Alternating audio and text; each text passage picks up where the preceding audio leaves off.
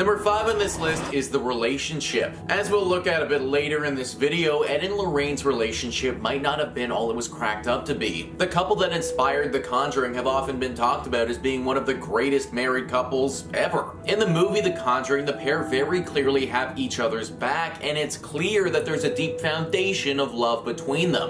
Or at least that's how the movie likes to show it. Real life may have been a lot different. Judith Penny was someone who would have had access to the Warrens' relationship and would have been able to see it behind closed doors. We'll get into why that is the case later and explain who Judith Penny is, but for now, just take my word for it. Apparently, she has come out and said that the Warrens' beautifully loving relationship that we saw on screen is all a bunch of baloney. In truth, Ed was extremely violent and toxic to Lorraine. This toxicity would manifest itself in many different forms. Oftentimes, it would come out in harsh, verbal abuse that felt as if it was coming right from thin air, totally unprovoked by Lorraine. However, occasionally this would manifest into physical abuse. Judith has come out and said that one particularly bad evening she saw Ed backhand Lorraine across the face with all his might, and apparently she lost consciousness. Now, Lorraine wouldn't just sit there and take the abuse either, she would fire her own shots as well. Judith thought that some evenings one of them wouldn't even be waking up the next morning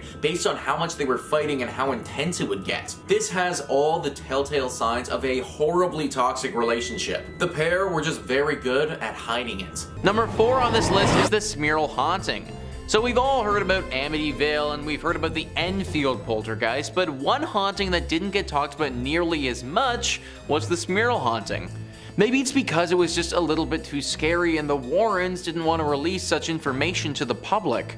An article discussing the 7 best cases from Ed and Lorraine writes, in 1974, Jack and Jeanette Smearl moved into a house on Chase Street, West Pittston, Pennsylvania. Strange occurrences followed, leading the Smearls to believe that a demon possessed their home. They claimed the demon had slammed their German Shepherd into a wall, bit Jack's ear, and pushed one of their daughters down a flight of stairs. Both Jack and Janet were said to have been assaulted by the demon. In 1986, they contacted Ed and Lorraine Warren, who confirmed that their house was indeed haunted. Ed Warren would go on to say that he had witnessed a dark mass form inside the home and that the demon had left him a message telling him to get out. Now, one thing that I think gets glossed over a little bit in this article is the time that these people moved into their home compared to the time that Ed and Lorraine actually showed up. 1974 is when they entered this house, and Ed and Lorraine didn't get there until 1986. These people were living in a home that was severely haunted, so much so that they were getting assaulted by a demon, and they were living there for over 10 years. I think we think about haunting sometimes as being like a week-long scary event or something like that, but this was literally over a decade of living in absolute fear. Why this family didn't move is beyond me, but maybe they were scared this creature would just keep following them wherever they go. I think this is why this one doesn't get talked about as much. 6 months is one thing, but 10 years is totally different. Ed and Lorraine knew that and probably didn't want to scare the public into thinking that they could get haunted for potentially their entire lives. Number 3 on this list is the African fertility dolls. Tony Spera goes into detail about these dolls on the official Ed and Lorraine YouTube channel, and the story is pretty creepy. Apparently these dolls, which are now in their possession, were originally from Africa. They were made by an African witch doctor, but were then stolen from him and brought back to America. They were sent to a police officer who was in on the theft and thought that he could get some serious value for some authentic African fertility dolls. What he didn't expect was for these dolls to take his life. After he acquired these dolls, he soon became paralyzed from the neck down and, after some time, succumbed to this disease and died. These dolls are cursed, and after stealing them from their respective owner, took the life of those who were responsible. Now they're in the museum, and Tony warns us on the YouTube channel about ever touching them, for a similar fate could happen to us. It's stuff like this that really flew under the radar during Ed and Lorraine Warren's time. But the fact that these dolls exist, and there are probably many more of them in the world, is truly very terrifying. Number 2 on this list is the South End werewolf. Born and bred in the Essex seaside town of Southend, the first inkling of trouble came when William Ramsey was just 9 years old. Like any normal child, he was outside in his back garden when he began to feel strange. It was deep into one Saturday afternoon in 1952 when an icy blast of frigid cold swept over him. Perspiration froze on his skin and a foul stench came close to making him vomit. The bewildered youngster only had two things on his mind: running away to a life on the ocean wave and wolves. By this time he was close to the garden fence and only the calls of his mother brought him out of whatever had gripped him. However, something else took complete control of him instead. Intense and pure rage had installed itself firmly within his psyche. Using this and the adrenaline-fueled strength he now possessed, he had uprooted a fence post with the fence still attached to it and was swinging it like a club. Not even his parents could easily remove the post with their bare hands. That was a passage written by Les Hewitt talking about the beginning of the South End werewolf case. This incident was the beginning of a long road for Bill. For 15 years though, he didn't have another episode until he started having dreams. Dreams that his wife would look at him and run off in fear after seeing him. These eventually ceased, but then 15 more years later at a party, it all came out. Apparently on the drive back home from this party, Bill lost it. He turned into a complete animal and the wolf came out. Scratching and biting at the driver, Bill had completely turned into a werewolf. His body changed too. His shoulders hunched, his nails grew to claws, his humanity had completely left him. The Warrens were then brought in to help him and had to perform several exorcisms to get rid of this werewolf presence. Think about this entire story though. Bill, to my knowledge, hadn't been bitten by a werewolf or had any extended exposure to one. He just became one. How scary is that? At any given point, I could just slowly start to develop werewolf-like characteristics and turn into a rabid super beast. I think that's why this case didn't get as much media coverage as some of the other ones. Just the fact that something like this could happen, and I mean, that could really scare the public. And finally, number one on this list is the Shadow Doll. So we already talked about some other dolls, but this takes it to a whole nother level. You know the horror movie franchise Chucky? Where the doll is possessed with a serial killer and it's out to get people, like that whole bit? Well, this doll makes Chucky look like the sort of thing you invite to your kid's birthday party. Yeah, it's pretty freaking bad. The Shadow Doll, for one, looks absolutely terrifying. It looks like this woman with a white face totally covered in black robes with chains and spikes sticking out of her. It's apparently made of bones and even has a human tooth in it. Now, even though this doll doesn't operate like Chucky and move around in the real world, it does something even more terrifying. Anytime you go to sleep, you aren't safe if the Shadow Doll has you in its sights. It's said that this grotesque-looking creature will come to you while you're sleeping in your dreams and terrorize you. It isn't said to be a quick kill either, like this thing's pretty sadistic in how it haunts you. It will keep coming back over and over and over again until finally it terrorizes you to a point where your heart literally stops out of fear and you never wake up. Think about how horrible that would be. To be absolutely terrified of going to sleep because you know that the second you close your eyes, this shadow doll could be upon you and it might be your last night ever. Similar to the other dolls that we talked about, this thing is locked up in the museum, but I personally don't think that's enough. I know that the Warrens like to show this stuff off, but honestly, screw it. This thing is far too dangerous, burn it with some fire, and let's be done with it. Number 5 on this list is the haunting in Connecticut. This haunting is the haunting of the Snedeker family. Listverse writes, after renovations on the house were complete, Carmen Snedeker entered the basement for the first time. There, she found embalming equipment and body tags with the names of the deceased. The family soon realized that the house was infested with demons. Carmen witnessed the water in her mop bucket turn a different color. She recalled the mop water was blood red. I mean a deep, deep red. It made my skin crawl. The middle son said the lights were coming on and off and on and off even though there was no bulbs in it. Ed and Lorraine Warren assisted in performing an exorcism on the house, which has brought closure to the family. Since then, no further paranormal activity has occurred. The Snedeker family remained in the house for 2 more years before they relocated to Tennessee. So guys, all of this is well and good, and it's what the Warrens want you to believe. Is it true? Probably not. You see, they had someone come in and write a book about the events that happened here. He went in and interviewed the family multiple times, and it turns out that they couldn't keep their story straight at all. They were all over the place, and it felt like nobody actually knew what happened. Then he went to Ed and told Ed that He can't write this story because nobody has any idea what actually went down. And you know what Ed said? Just make it up. That's literally what happened, guys. The story about this place is just made up, and it was probably never even true to begin with. Also, while literal mop buckets were filling up with blood downstairs, the upstairs neighbor was totally fine and just living their life.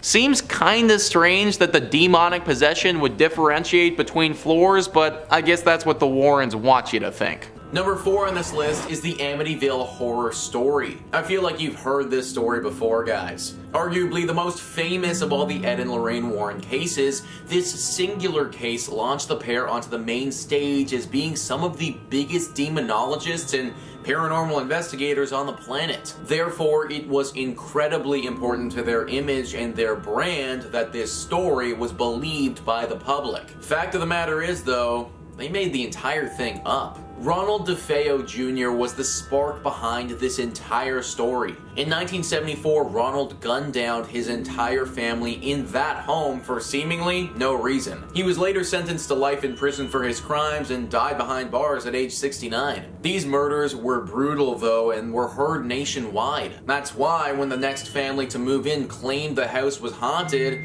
it actually got a ton of attention. The family said that slime would appear all over the place with no apparent origin. Things would swing open and objects would fly around the room. The house itself could simply not warm up and would stay incredibly cold for weeks on end. The media got wind of this, and so did Ed and Lorraine. They went into this place and went on to have their most successful case ever, ultimately concluding that the house is in fact haunted. However, this just simply was never true. The family's lawyer later came out and said that they collectively made up this story together and thought it would get a lot of traction over a few bottles of wine. The Warrens' initial success literally started by a few drunk people deciding they were going to pull a trick on everyone. Even though this news came out, the Warrens have always held strong onto the fact that the house was in fact haunted. Number 3 on this list is Judith Penny. Ed and Lorraine Warren were married right up until Ed died back in 2006. The couple had been together for a long time and shared quite the life together. I mean, think about all the crazy things that they did. I highly doubt that many people can say that they stopped ghosts around the world and became famous together. While they were at the height of their success, they looked like a power couple. A real duo that you wouldn't want to trifle with. Ed and Lorraine Warren together taking on the world one ghost or possession at a time. Well, during all of that, although it looked like it was just the two of them, there was actually a third. Judith Penny has come forward and said in a sworn statement that she had a relationship with Ed Warren for 4 whole decades. 4 decades where they were having an intimate relationship that the world had no idea about. Apparently, Judith moved into the Warren household when she was 15 years old back in 1963. Ed, who was in his mid-30s at the time, would sleep with her regularly, and Lorraine Warren was well aware of the entire thing. I mean, she obviously was, considering Judith literally lived with the pair in their own house. In fact, before Ed's big career of being a demonologist took off, it said that he would drive Judith's bus to school. How freaking creepy and gross is that, guys?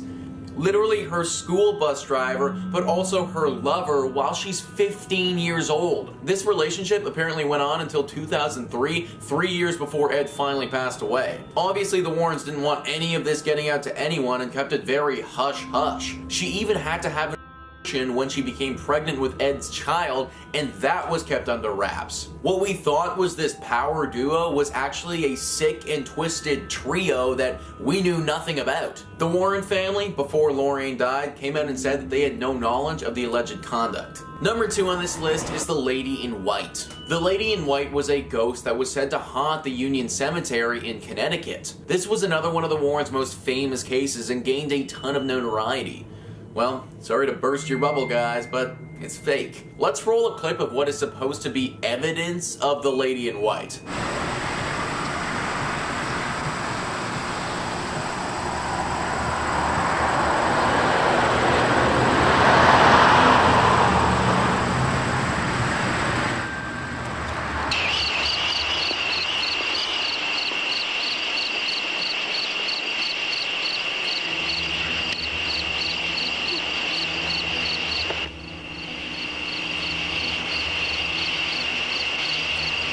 So first off, where the hell is the ghost there, and how on earth did this qualify as proof? Like, frankly, I hardly see anything at all, but even if I did, guess who's behind it?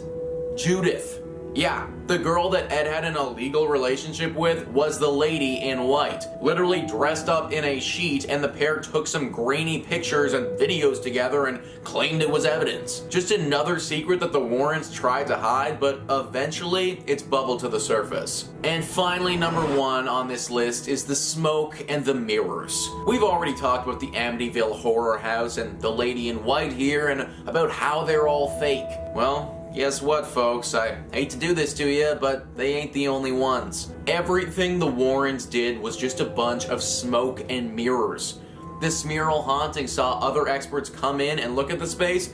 Nothing was wrong with it. Some of the exorcisms they performed, those people weren't really possessed by the devil. They were mentally ill people that the Warrens were preying on. The whole story about how they cured someone of being a werewolf, like, that doesn't even make any sense. Smoke and mirrors. That's what the Warrens' career was. Now, that's not to say that they didn't inadvertently stumble upon something paranormal every now and again. I mean, if you believe in that sort of stuff, then they must have, based on how active they were in the community. But basically, a lot of our favorite stories that rocketed them to the top of the demonology community are completely fraudulent. I guess it's not the worst thing in the world to know that we aren't living among as many ghosts as the pair claim that we were. Number 5 on this list is the Dark Magic Doll.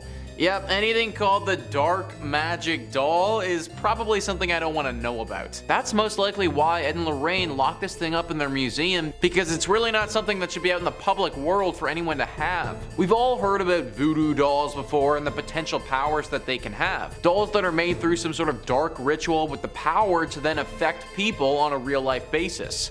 Usually these dolls are made with a singular person in mind, and the doll that's created can only ever affect that one person. The same principle applies to this magic doll. However, the thing with this one is that from my understanding, you don't need to make it with only one person in mind. Simply using the doll while picturing an individual should create the same effect as a voodoo doll.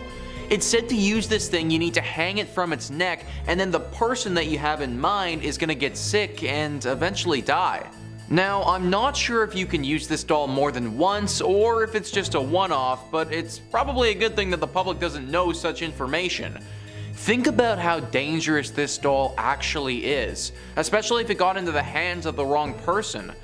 Somebody who wanted to inflict harm onto someone else could easily do so from the comfort of their own home, and nobody would be the wiser. To make this doll requires some pretty dark rituals and some sinister magic, but the Warrens were pretty secretive about the exact process of constructing this thing, and again, probably for the best. Having information like that out in the open on how to make such a deadly and dangerous doll just isn't safe for anybody. Right now, the only known doll is currently locked up in the Ed and Lorraine Warren Museum. Hopefully it stays there and we don't ever see any more of these creepy things popping up in the world again. Number 4 on this list is the Vampire Girl. Now this is one of those cases that, if it's true, doesn't get enough of the limelight. The Warrens have dealt with werewolves before, and we actually looked into the South End werewolf and what it's all about in one of our previous videos. But this vampire case, it never really gets talked about. The Warrens were brought in to deal with an 18-year-old girl who was going down a path of vampirism.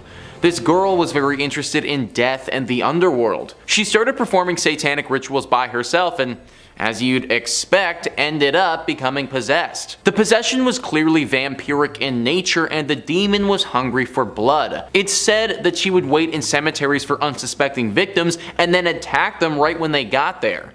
It was reported that 16 people were bitten by this girl, and she would actually drink their blood. To my knowledge, nobody was killed, but there were obviously some pretty serious injuries involved. Now, what strikes me as odd is why this case hasn't been discussed more. It almost feels a bit like a secret because it's never brought up and largely forgotten about. Yet, when you consider what actually happened and the events that transpired, this is one of the most shocking things they ever did. The fact that we don't bring up this case and talk about it more actually leads me to believe that if there is any truth to be had in the Warrens' exploits, it might be here. Maybe they were actually trying to protect the world from the truth here. the truth that vampires are potentially real. Number 3 on this list is Ed's relatives. This is something that really doesn't get mentioned a lot, but Ed Warren saw demons just like the rest of the people he tried to help. I think the media often portrayed the Warrens as these almost superhuman individuals who were impervious to the will of paranormal entities, but Ed certainly struggled with this growing up and for much of his life. Apparently, Ed would be frequented by the ghosts of long-past family members.